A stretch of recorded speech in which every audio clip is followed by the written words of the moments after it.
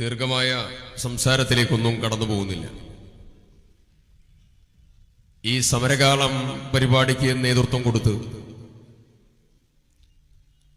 ചുരുങ്ങിയ ദിവസങ്ങൾ കൊണ്ട് ദേശീയ പ്രാധാന്യമുള്ളതായ ഒരു വിഷയത്തെ മുൻനിർത്തിയും സംസ്ഥാന പ്രാധാന്യമുള്ള വിഷയത്തെ മുൻനിർത്തിയും ഈ ഗൗരവതരമായ പ്രക്ഷോഭത്തിന് നേതൃത്വം കൊടുത്ത ഇന്ത്യൻ യൂത്ത് കോൺഗ്രസിന്റെ ഊർജ്ജസ്വലതയുടെ പ്രതീകമായിട്ടുള്ള പോരാട്ട നായകൻ ശ്രീ OJ ജനീഷ്, ഏറെ പ്രിയങ്കരനായ, നേരത്തെ ഇവിടെ സൂചിപ്പിച്ചതുപോലെ ഏറെ ബഹുമാന്യനും ആദരണീയനുമായ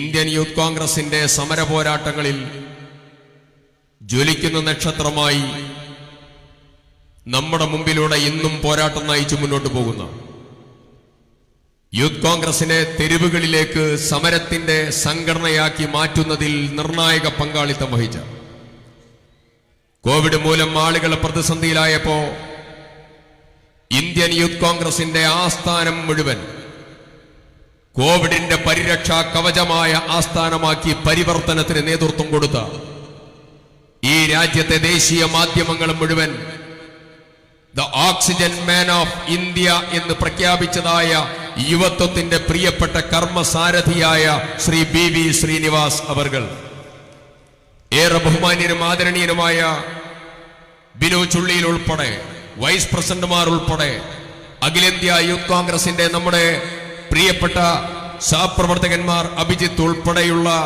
ജിൻഷാദ് ഉൾപ്പെടെയുള്ള ഏറെ പ്രിയപ്പെട്ടതായിരിക്കുന്ന സഹപ്രവർത്തകന്മാർ, സ്നേഹിതന്മാർ,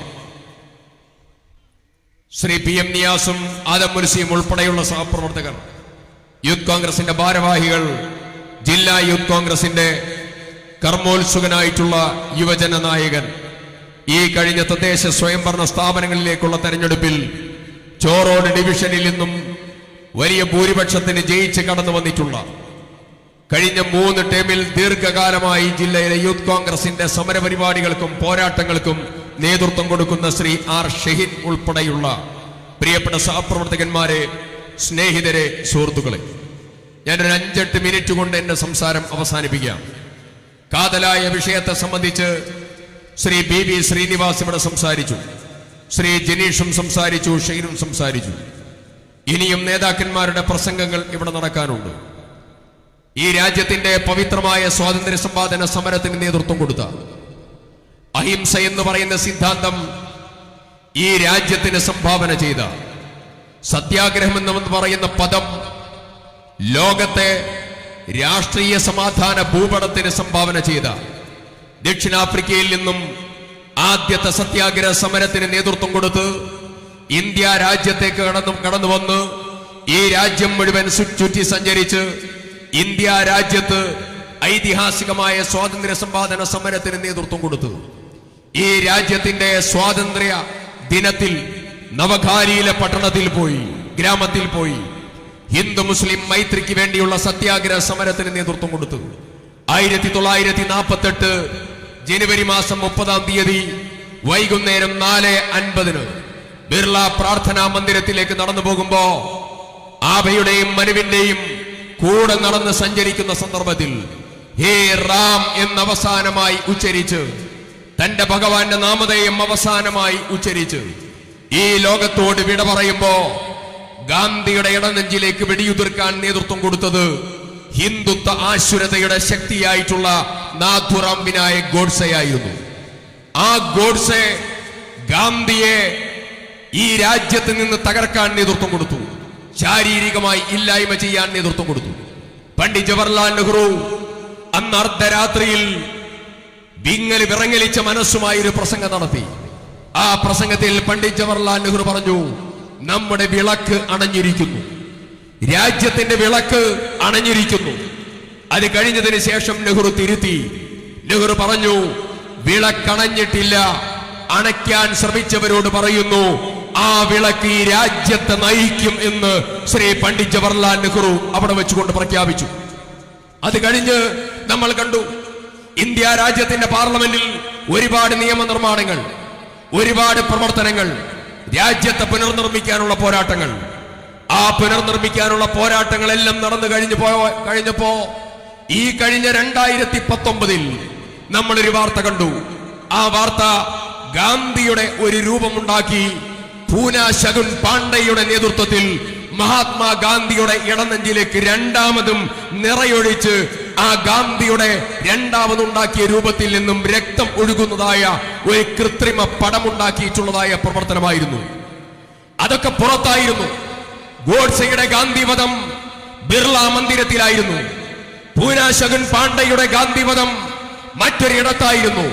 പക്ഷെ ഇന്ത്യ രാജ്യത്തിന്റെ പാർലമെന്റിൽ നടന്ന ഗാന്ധി വധമാണ് മഹാത്മാഗാന്ധി ഗ്രാമീണ തൊഴിലുറപ്പ് പദ്ധതിയുടെ പേരുമാറ്റൽ പ്രക്രിയയിലൂടെ ഈ രാജ്യത്തിന്റെ പ്രധാനമന്ത്രി നരേന്ദ്രമോദിയും കൂട്ടാളികളും നിർവഹിച്ചത് എന്ന കാര്യത്തിൽ യാതൊരു തർക്കവുമില്ല.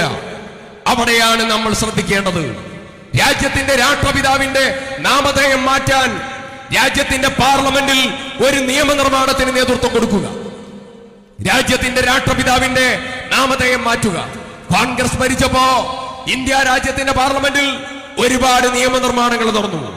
അത് കർഷകരെ സംരക്ഷിക്കാനുള്ള നിയമനിർമ്മാണങ്ങൾ, ഇന്ത്യ രാജ്യത്ത് അവർക്ക് ആവശ്യമുള്ള അവകാശങ്ങൾ പ്രഖ്യാപിക്കാനുള്ള നിയമനിർമ്മാണങ്ങൾ, രാജ്യത്തെ ജനതയെ സംരക്ഷിക്കാനുള്ള നിയമനിർമ്മാണങ്ങൾ, രാജ്യത്തെ രാജ്യമാക്കി വളർത്താനുള്ള നിയമനിർമ്മാണങ്ങൾ, ഇന്ന് ഇന്ത്യ രാജ്യത്തിന്റെ പാർലമെന്റിൽ നടക്കുന്ന നിയമനിർമ്മാണങ്ങൾ ഈ രാജ്യത്തെ വിഭജിക്കാനും രാജ്യത്തിന്റെ സ്വത്വത്തെ തകർക്കാനും രാജ്യത്തിന്റെ മതേതരത്വത്തെ തകർക്കാനും രാജ്യത്തിന്റെ പൈതൃകത്തെ തകർക്കാനുമുള്ള ഓരോ നിയമനിർമ്മാണങ്ങളാണ്.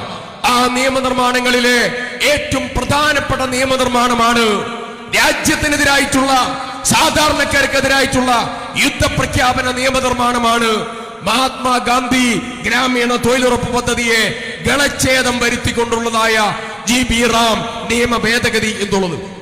ഞാനതിന്റെ വിശദാംശങ്ങളിലേക്ക് കടക്കുകയല്ല.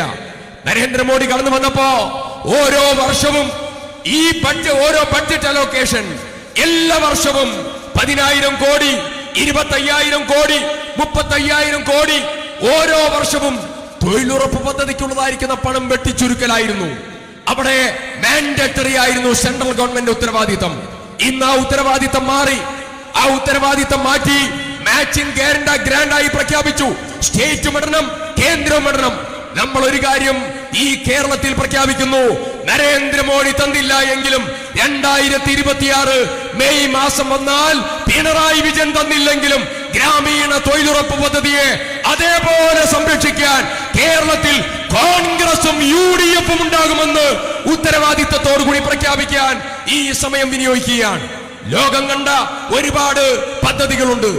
ഈ ഗ്രാമീണ തൊഴിലുറപ്പ് പദ്ധതി കേവലം ഒരു പദ്ധതിയല്ല, ഗ്രാമസ്വരാജ് സ്വപ്നം കണ്ട് ഇന്ത്യ രാജ്യത്തെ ദാരിദ്ര്യ നിർമ്മാർജ്ജന പദ്ധതികൾ സ്വപ്നം കണ്ട ഗ്രാമസ്വരാജിന്റെ ശില്പിയായ മഹാത്മാഗാന്ധി, ആ മഹാത്മാഗാന്ധിയുടെ നാമധേയം വെറുതെ അവിടെ തുന്നിച്ചേർത്തതല്ല. ആ തുന്നിച്ചേർത്ത ഗാന്ധിയുടെ നാമം ഇന്ത്യൻ പാർലമെന്റിൽ പുനഃസ്ഥാപിക്കുന്നത് വരെ നമുക്കുറക്കമില്ല എന്നുള്ളത് യൂത്ത് കോൺഗ്രസിന്റെ സംസ്ഥാന അധ്യക്ഷൻ ഇവിടെ വെച്ചുകൊണ്ട് പ്രഖ്യാപിച്ചു. അതുകൊണ്ട് വളരെ കൃത്യവും ആധികാരികവുമായി പറയുന്നു, ലോകം കണ്ട ഏറ്റവും വലിയ ദാരിദ്ര്യ നിർമ്മാർജ്ജന പദ്ധതി ഏത് എന്ന് ചോദിച്ചാൽ ലോകത്തൊരു രാജ്യത്തും ഇതുപോലൊരു പദ്ധതി കടന്നു വന്നിട്ടില്ല. പാവങ്ങളെ തലോടാൻ, പാവങ്ങളെ ചേർത്ത് നിർത്താൻ, അവരുടെ മക്കളെ പഠിപ്പിക്കാൻ, അവർക്ക് ഭക്ഷണം കൊടുക്കാൻ, അവർക്ക് അരി വാങ്ങാൻ, അവർക്ക് സാധന സാമഗ്രികൾ വാങ്ങാൻ, അഭിമാനത്തോടു കൂടി ജീവിക്കാൻ അതിലേറിയ പങ്കും സ്ത്രീകളാണ് എന്ന കാര്യത്തിലും നിങ്ങൾക്ക് തർക്കം വേണ്ട. ലോകം കണ്ട ഏറ്റവും വലിയ ദാരിദ്ര്യ നിർമ്മാർജ്ജന പദ്ധതി ഏത് എന്ന് ചോദിച്ചാൽ ആ പദ്ധതിയുടെ പേരാണ് മഹാത്മാഗാന്ധി ഗ്രാമീണ തൊഴിലുറപ്പ് പദ്ധതി. ആ പദ്ധതിയെ തകർക്കാൻ നരേന്ദ്രമോദിയല്ല 1000 മോഡിമാർ ശ്രമിച്ചാലും അതിനെ തെരുവിൽ നേരിടും എന്ന യൂത്ത് കോൺഗ്രസിന്റെ പ്രഖ്യാപനം ഉയർത്തിപ്പിടിച്ചുകൊണ്ടാണ് ഈ സമരകാഹള പരിപാടിക്ക് നേതൃത്വം കൊടുത്തിരിക്കുന്നത്. ഈ പരിപാടിയെ മുക്തകണ്ഠം അഭിനന്ദിക്കുന്നു. ഈ പോരാട്ട വീര്യത്തെ മനസ്സ് നിറഞ്ഞ് അഭിനന്ദിക്കുന്നു. ഈ പോരാട്ടം തെരുവുകളിലേക്ക്, ഗ്രാമങ്ങളിലേക്ക് കൊണ്ടുപോയി കേരളത്തിലെ ജനതയെ മുഴുവൻ സമരത്തിന്റെ പരമ്പരയിൽ കോർത്തിണക്കി നമുക്കൊരുമിച്ച് മുന്നോട്ട് പോകാം എന്നുകൂടെ പറഞ്ഞുകൊണ്ട് അവസാനിപ്പിക്കുന്നു. അഭിവാദനങ്ങൾ യൂത്ത് കോൺഗ്രസിന്റെ സംസ്ഥാന അധ്യക്ഷനും ഭാരവാഹികൾക്കും അതുപോലെ പ്രിയപ്പെട്ട ശ്രീ BV ശ്രീനിവാസനും എല്ലാവർക്കും അഭിനന്ദനം ഏർപ്പെടുത്തുന്നു. അഭിവാദനങ്ങൾ. ജയ് ഹിന്ദ്.